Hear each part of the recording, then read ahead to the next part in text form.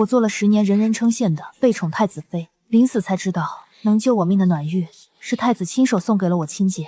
冰冷的龙床上，我气若游丝，他终于吐露藏了一辈子的真话。当年赏花宴，若非你画了和他一样的牡丹，我怎么会错选了你？那块玉佩是他要的补偿，我不能不给。原来10年情深全是笑话，我替他挡了致命寒毒，他却把唯一的解药送给了他求而不得的白月光。再睁眼，刺目的阳光晃得我睁不开眼，耳边是安公公恭敬的声音：沈小姐，画好了吗？该呈给太子殿下选太子妃了。我看着桌上那幅和前世一模一样的魏子牡丹，没有丝毫犹豫，抬手就打翻了旁边的砚台。公公，画已沾了墨，不必呈到御前了。安公公低头看着那幅牡丹，叹了口气，满脸可惜。太遗憾，沈姑娘这幅画画得生动，非常传神。要不是泼了墨……他停了下，要不我去跟皇后娘娘商量一下，再给您点时间重新画一幅。多谢公公好意，只是当时的心情已没有了，就算再画，也画不出这一模一样的牡丹了。安公公看了我一眼，最后没再说话，抱着画轴退了下去。等所有人的画都交上去，皇后环视四周，微微皱眉：怎么少了一幅？安公公弯腰把刚才的事重新说了一遍。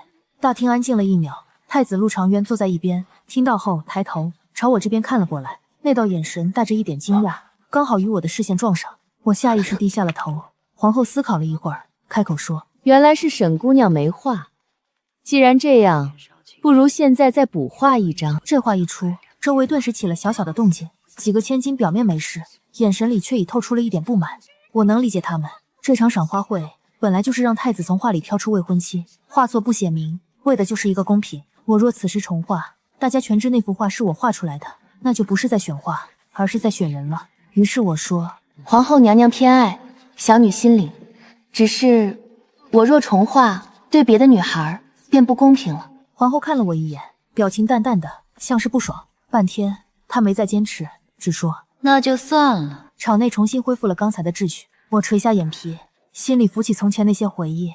我记得也是这场赏花会前，皇后特意叫人告诉我，太子喜欢牡丹，她让我在会上画紫花。那时的我非常开心，以为这是娘娘的偏爱，可没想到我的姐姐也画了牡丹。她从来不善画画，牡丹对于她实在太难，可她偏偏画了，画的也是紫花。2幅紫色牡丹交了上去，陆长渊选了我的那幅。我是大户千金，从小便与他认识，他对我温柔，我陪他很久。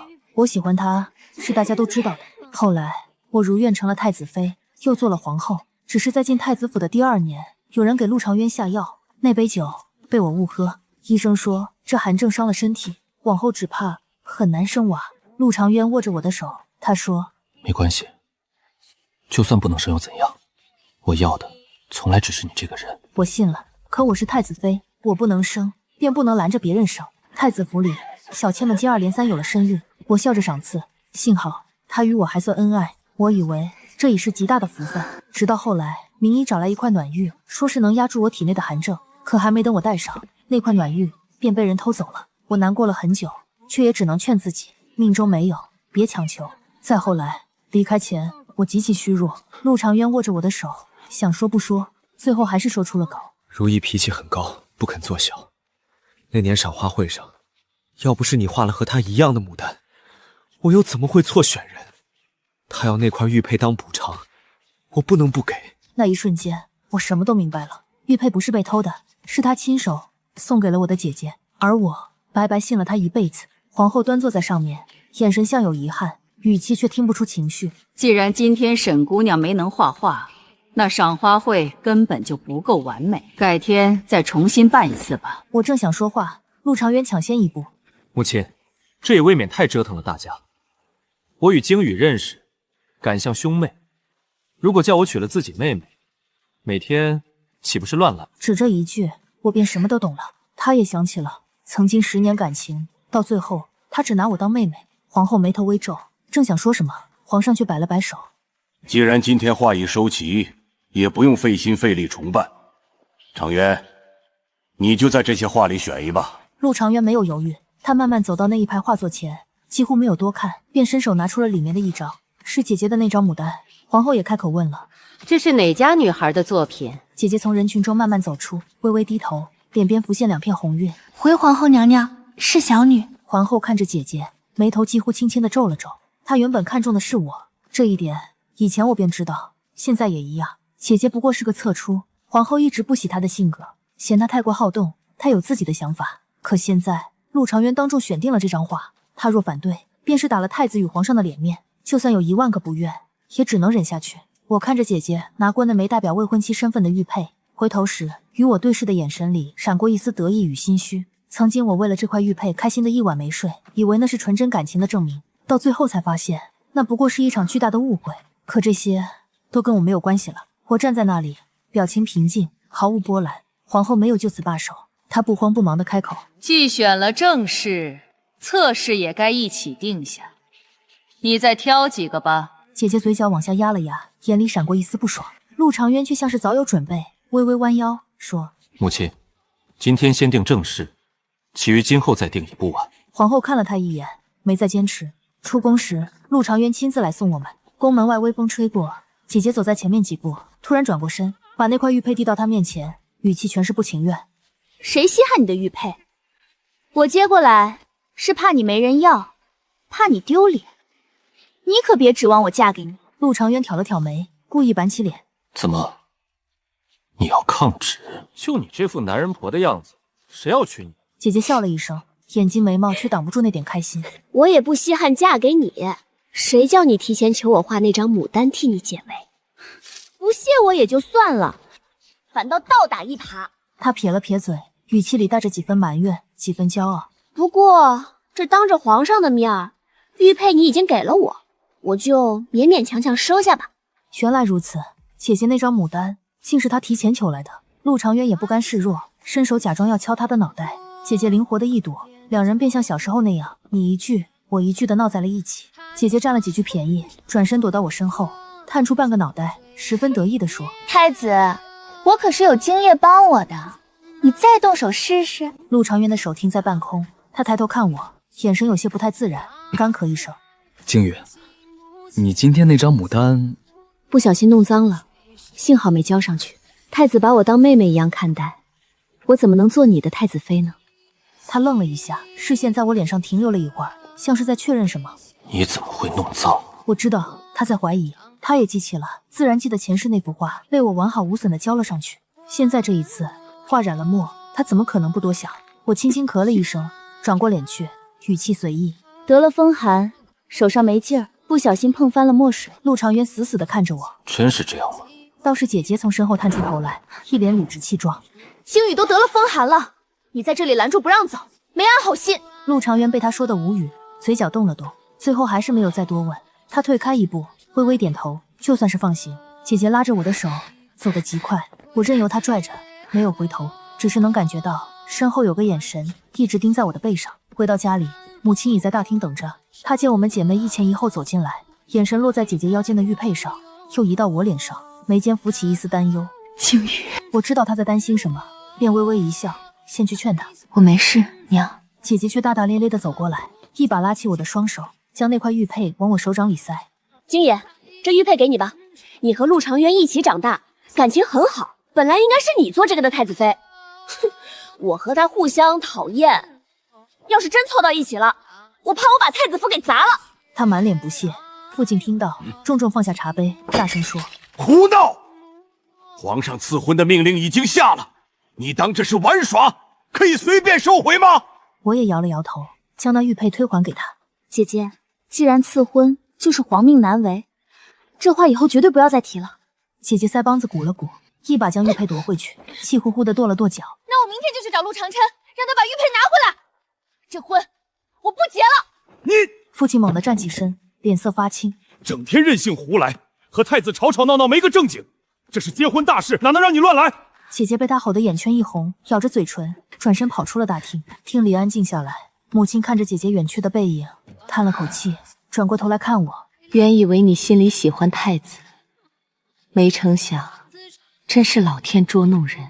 娘，我不喜欢。她有些意外，眉头微微动了动。既然和太子没戏，那我就给你另外找个好人家。来人，娘叫人搬来厚厚一叠画像，铺了满桌，一张一张的翻给我看。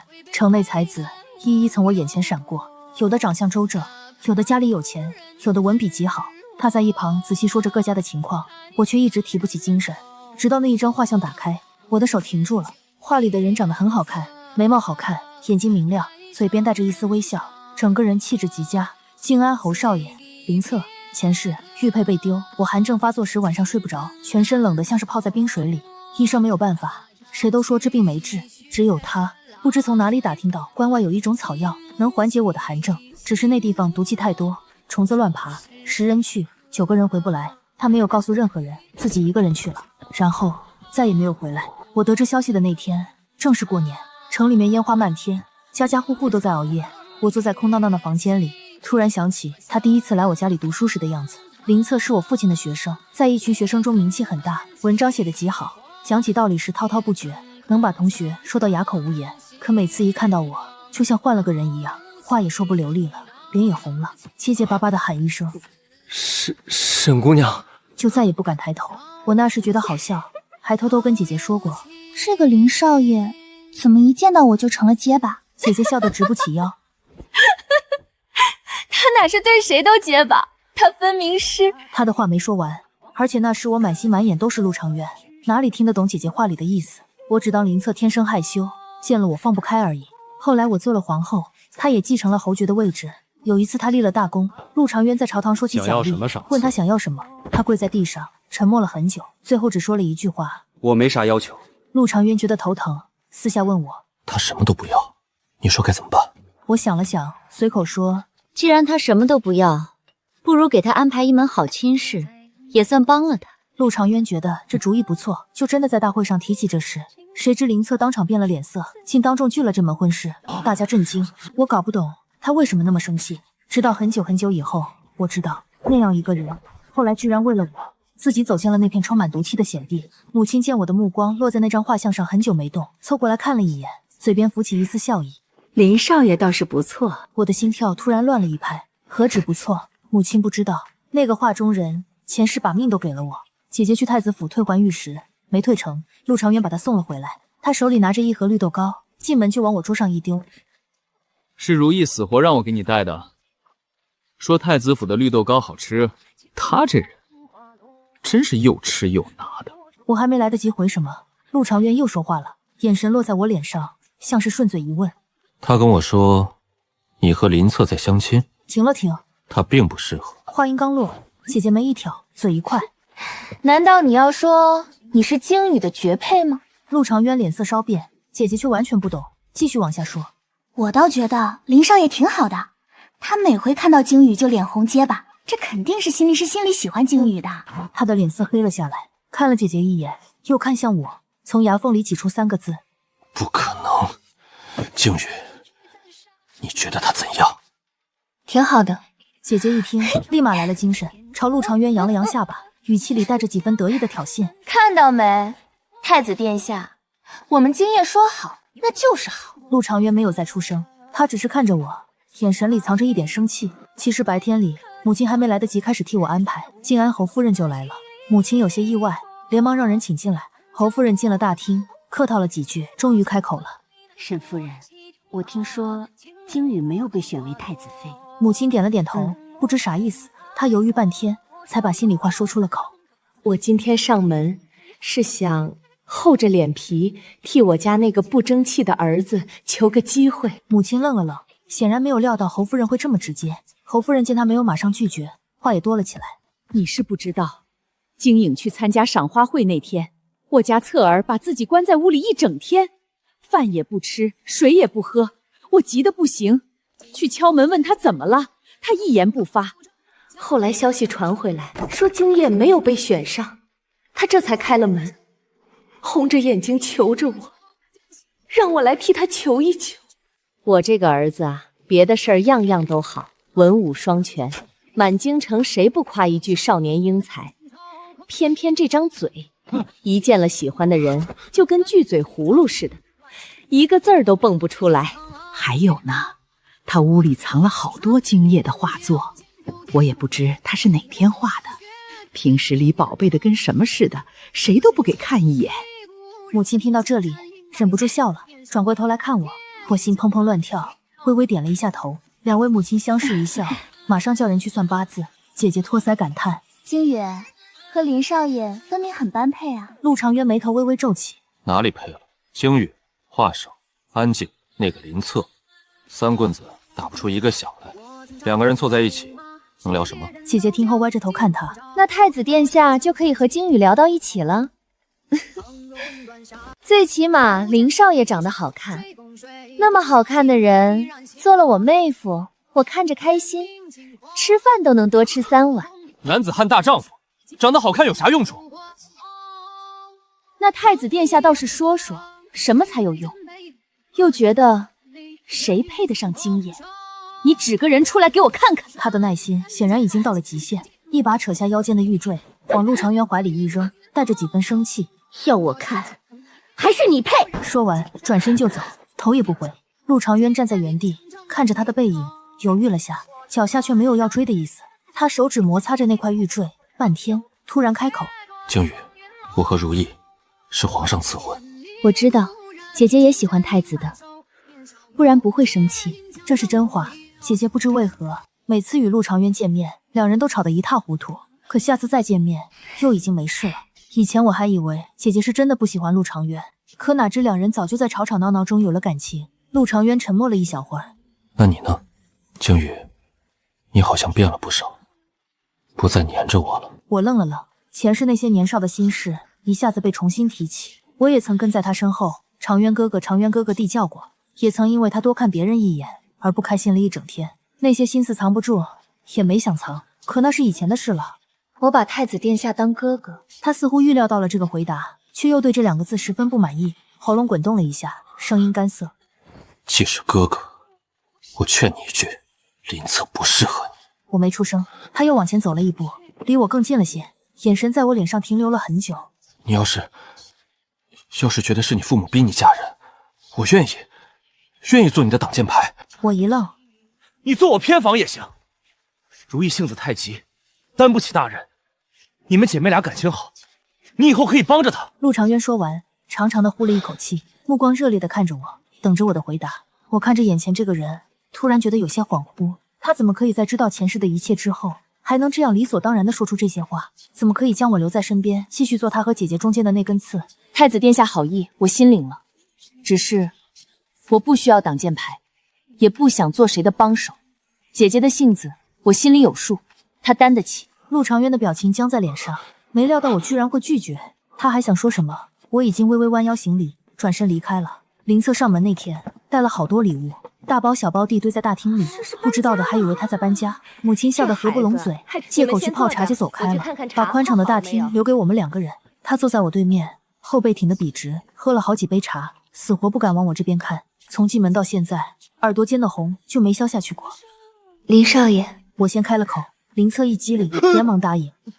在的。我忍不住偷笑。你很怕我吗？不怕，我只是怕自己不够好，配不上你。我一下子红了脸，他就这么直勾勾的将一颗真心小心翼翼的捧到我面前。你很好。林策猛地抬起头，小眼睛吧嗒吧嗒的眨。真的？他嘴角克制不住的翘起，又压下，咳了一声，鼓足了勇气问：那京宇，你今天有没有空？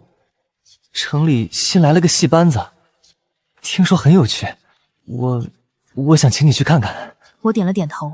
戏院里面今天非常热闹，全都坐满，台上的乐器敲得非常响。林策忙上忙下，一会儿给我倒水，一会儿又像变魔术一样拿出几包点心。我有些惊讶，抬头看他，他挺不好意思转过头去，小声嘀咕了一句：我问过阿姨的，都是你爱吃的。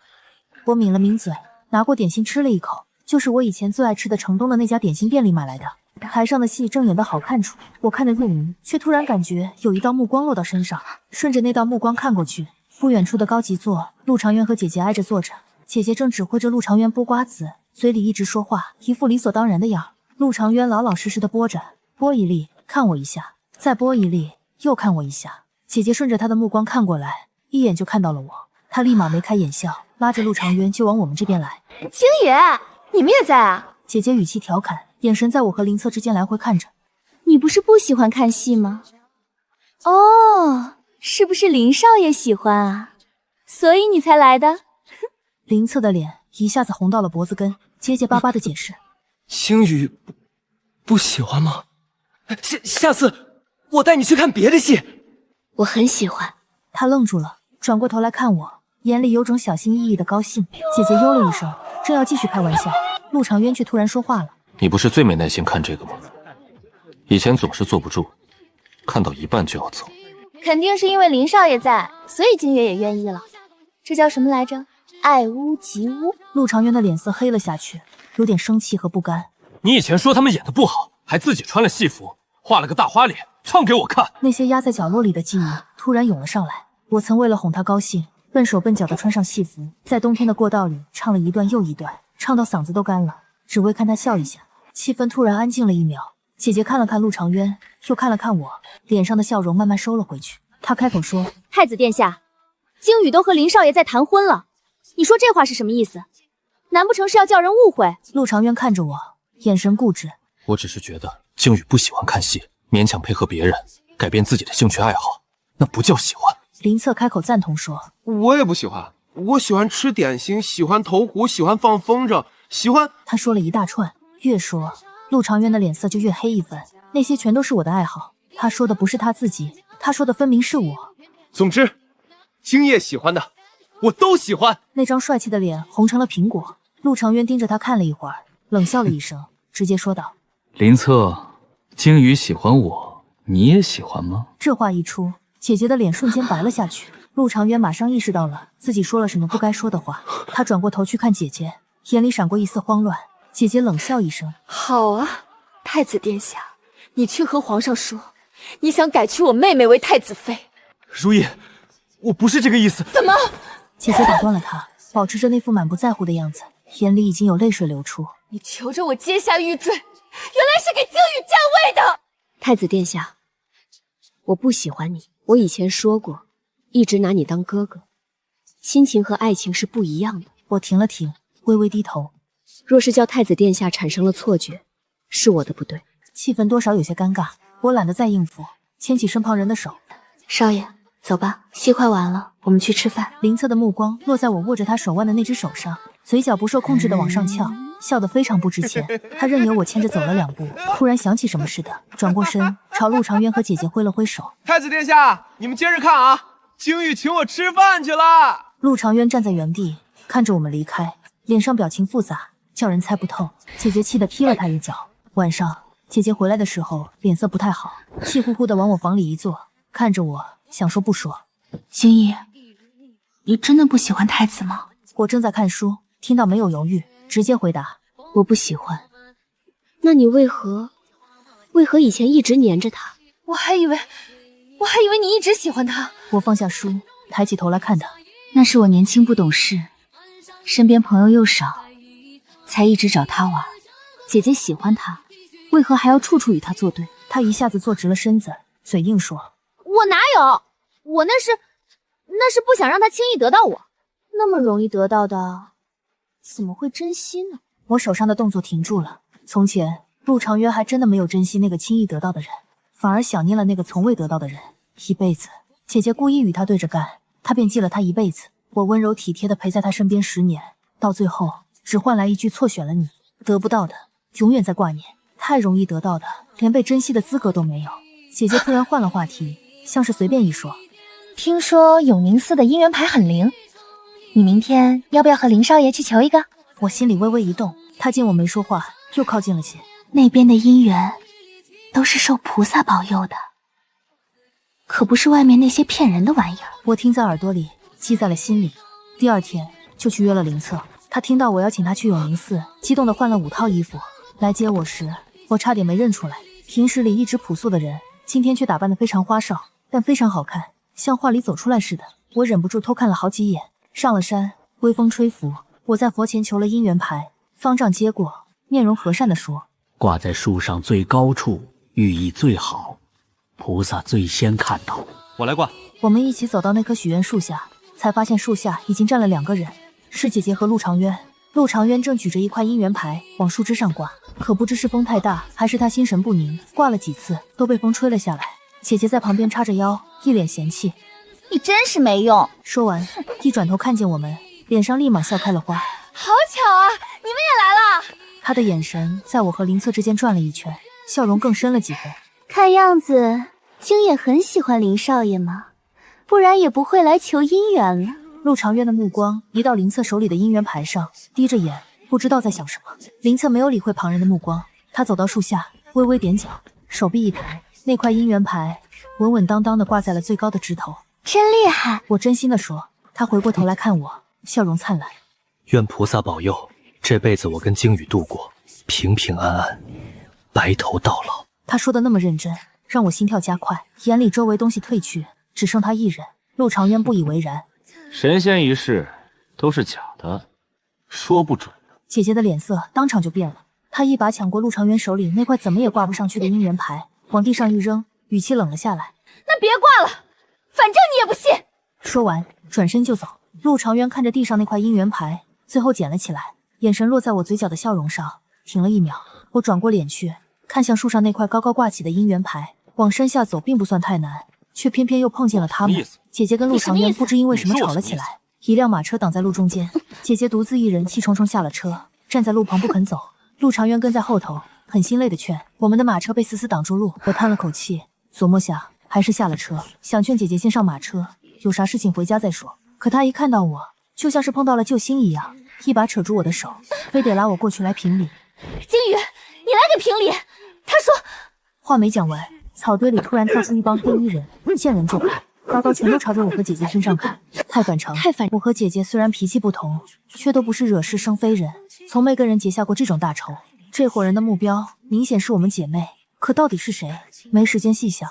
一个黑衣人冲破了林策的阻挡，举起刀冲我和姐姐迎头砍下。在刀劈下来的一瞬间，我瞧见两个身影同时向我扑来。陆长渊离我更近一点，他把我扑在怀里，来了一刀，血水从他后背流出。姐姐的脸色白了，陆长渊好像也惊呆了，他好像才反应过来，自己竟然在我和姐姐遇险的时候选了我，眼里闪过一丝慌乱，扭过头，歪歪扭扭的朝姐姐跑去。姐姐抬手重重扇了他一个耳光。你果然心里喜欢这金叶，你跟我说把她当成妹妹，但碰到危险你还是先去救她。陆长渊捂着脸，没法去解释。不对，太巧了，姐姐昨天突然说起永宁寺的求签很灵，今天就带着陆长渊上山碰面。下山时，马车刚好停在路中，正好把我们给拦住。他扯我讲理，正好走到路中间，又正好是那帮黑衣人特别好下手的位置。那帮黑衣人目标也刚好是我和姐姐，我不敢相信。姐姐，这帮黑衣人是你请来的？他没去反驳，而是冲着那伙黑衣人大喊了一声：“你们走吧，都结束了！”陆长渊脸色大变，什么意思？如意，你在瞎说啥？可那伙黑衣人没有去停手，攻击也更猛。姐姐慌了，你们听不懂吗？我只让你们吓唬人演戏而已，谁让你们真的去伤人的？陆长渊一边吃力防守，一边问：“这群杀手是你喊来的？”姐姐使劲摇头，心里很发虚。不是，我找的是做戏的，不是这伙人，真的不是这伙人。不是做戏，他们是真正的杀手。姐姐双腿一软，差点站不稳。她找人来做戏，却碰巧弄错，惹来了真实的杀局。亏得陆长渊身边的手下全是厉害人物，加上林策拼命反抗，那帮黑衣人最后被打跑了，但陆长渊却晕了过去。姐姐站在几步之外，整个人都在发抖。我只想知道他到底喜欢谁，我不是有心的，我确实不是有心的。她哭得直喘粗气。姐姐，你从哪里找的人？我就随便找的街头的地痞，塞了点钱，让他们装杀手吓唬一下。我确实不知道会搞成这样，他们不是那批人，不是我找的那批人。我闭紧双眼，太子府里到处亮堂，大夫进去出来。陆长渊趴在床上，后背的伤口已经全部包好了，但他的脸色还是白得像纸，嘴唇也在不停的哆嗦。这毛病我真是太清楚了，是寒症。以前也有杀手在他的酒里放了药，是我替陆长渊喝了那杯酒，以后身体总是发冷，再也没法甩掉。这辈子我还以为一切全都变了样，他躲过了那杯毒酒，却没能躲过杀手在刀刃上抹的药。绕来绕去，这病最后还是落他身上。姐姐跪在床边，两只手死死抓着陆长渊的手，眼睛红红的。他不会死掉吧？大夫只说小火熬药，先观察下。我走过那个房间的时候，转头看了一眼，姐姐没有追出来，他守在了陆长渊身旁，林策骑马送我回家，拿大衣包住我。靖宇，别怕，我跟他差不多同时出生的。你有没有伤到？他把大衣包紧了些。没有。我长长出着气。那就好。他耳朵又红了，小声添了一句：“你别担心。”皇宫很快就知道太子挨刀子的事情，皇后找人来问，陆长渊没有提到姐姐，只说碰到了陌生杀手。姐姐回家后吓得手直发抖。清月，我很怕皇上和皇后会不会要来重罚？还好太子没讲，他说救你是因为他看错了人。我一句话都没讲。白天里我和姐姐穿的衣服颜色不同，款式不同，连头发都梳得不一样，又怎么会看错？没过几天，风声就传了出来，太子府找到了一块暖玉，听说能控制寒病。以前我想拿不到的玉，这辈子他顺着过去的老路线，不费力气就找到了。日子一天天不急不忙过着，我和林策的婚事提上了安排，两家的老妈像商量好了似的，3天2头就全聚在一起，好听点叫增加亲家感情。这天宫里摆桌，挂满灯笼，乐曲不停。我本来不想多留，正好桌旁倒水，丫鬟碰到了水杯子，那茶一不小心洒我衣服上，丫鬟赶紧走上前，特别热情，带我去偏房换衣。走廊弯曲，蜡烛发暗，我走在前面，丫鬟不知啥时候落后了好几步，转过一个路口，一眼就看到了陆长渊，他自己站在旁边，腰上挂着一块玉坠。以前我天天惦记，死活要不到的东西，原来长这样。我收回目光，正准备转身走掉，青羽，陆长渊喊住了我，我立马停下脚，稍微歪了身子。太子殿下。他走上前，看我目光落在腰间的那块暖玉上，便伸手解了下来，放在手心里。我得了寒病，才明白这么受折磨。从前你帮我扛了那么多疼，我最后却把玉坠给了如意。我很淡定看着他。殿下在瞎说啥？我听不明白。他紧盯我的眼睛看了好半天，突然苦笑一下，满脸难过和清醒。青羽，你也回想起了对吗？要不你不会躲我像躲瘟神。我之前对你讲的那2句话，想必是伤透了你。重活一次，我才清楚，我心里喜欢的是你，不然我不会在你碰到危险的时候先去救你。我对如意确实有过心跳，但却远远不如你。这算啥事？他追了姐姐一辈子，想了姐姐一辈子，为了姐姐把能救命的暖玉直接让出，到最后他说他找错人了，对的人还是我。我向后退一步。殿下对我讲的这些究竟啥意思？我已经订婚了。陆长渊很着急地说，只要你愿意悔婚，我就立马来娶你。我冷笑一下，那你要姐姐做小吗？你说过她天生就高傲，不愿做小妾。他愣了一下，像是没料到我会拿他的话来怼他，咬紧牙关说，我会去跟他谈，他若不肯，我愿意给他找个好老公。可我不同意。靖宇，你到底咋样才原谅我？要是以前是因为我欠了你这块玉，你再生我的气，那我愿意现在给你，我愿意把自己的命给你。他果真把那块宝玉递了过来。陆长渊太无耻，他把自己装得那么伟大，好像把命送给我是什么了不起的赏赐，但我从来就没有想过要他的命。再说了，太子的命，一个小女孩又怎么承受得起？我躲开他的手，刚想说话，一个人影突然从柱子后跑了出来，一把抢走那块玉。陆长渊，你说喜欢我，为什么送玉给敬业？是姐姐。他的眼圈红透了，眼泪在眼里打转，不管不顾地抬起手，重重地将那块玉往地上一摔。不要！陆长渊大叫，宝玉摔成了几块。这种东西破了就再没有啥控制寒病的用处了。陆长渊的脸白得像一张纸，身子猛地一发抖，一口红血吐了出来。太子！姐姐吓得慌慌张张地扑上去扶他。来人，快来人！护卫和下人呼啦啦地围上来，手忙脚乱地把陆长渊架着带走了。走廊里慢慢安静下来，只剩下我和姐姐2个人。我就是摔坏一块玉，他为什么要这么大的反应？那不是一般的玉，那是宝玉。太子得了寒病，全靠这块玉控制着。姐姐的手一抖，碎玉从她手里掉落。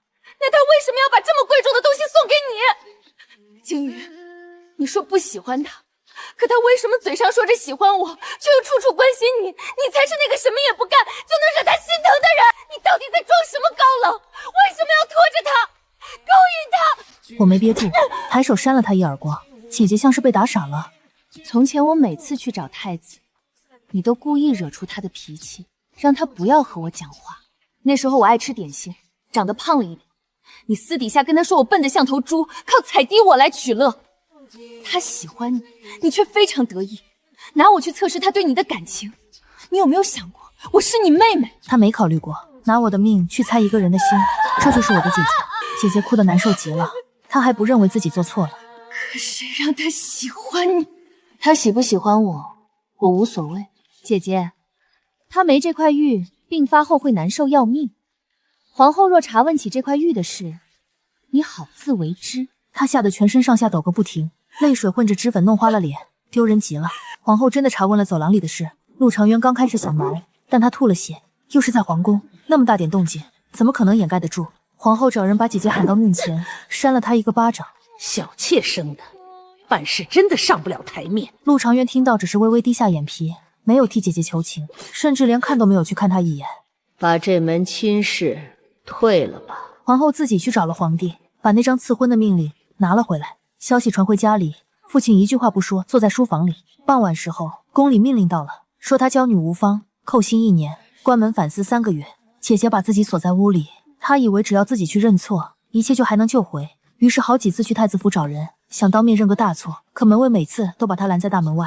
直到某一天，太子府的门突然开了，门卫侧身让出一条道，殿下请沈大小姐进去。等她出来的时候，脸色非常不对。回家后直接走进了自己的房间，顺手把门关上了。晚上，姐姐的丫鬟急匆匆去找了医生，我被她的尖叫声吓醒，从医生嘴里知道她也得了寒病。陆长渊竟然弄来了寒药，用在了姐姐身上。他恨她摔破了她的玉，恨她断了她的活路，所以要把她一起拉下深渊。姐姐没能扛得住第2次病发，她上吊死掉了。没多久，我收到了一封信，信纸上只有短短几句，是陆长渊的字迹。金宇，我帮你报了仇，你可以原谅我了吗？我把信点了。过去式，过去节，这一生我怎么去原谅？我和林策结婚那天，天气晴朗，进了婚房，已经是大晚上。林策把木棍伸进来，轻轻发抖，挑好几次才把那块红盖头掀了起来。他盯着我，嘴巴哆嗦了好几下，嗓子咽了咽口水，最后挤出一个字：妈。窗外传出一阵偷笑，不知哪个听墙根的八卦鬼嘀咕了一句：这新郎官高兴傻了，怎么喊妈？我憋不住笑，抬手扯住他的衣角，慢慢往下一拉，靠近了一点，在他嘴边小声喊道：老公。第2天早上，我听家里在讨论，宫里传出死讯，太子昨晚熬夜喝酒，寒病发作，抢救1晚上，今早死掉了。心底没理由的感叹了一会儿，还好他是今天死的，不是昨天，不然我的结婚日子不就成了他的死期？那可真是太倒霉了。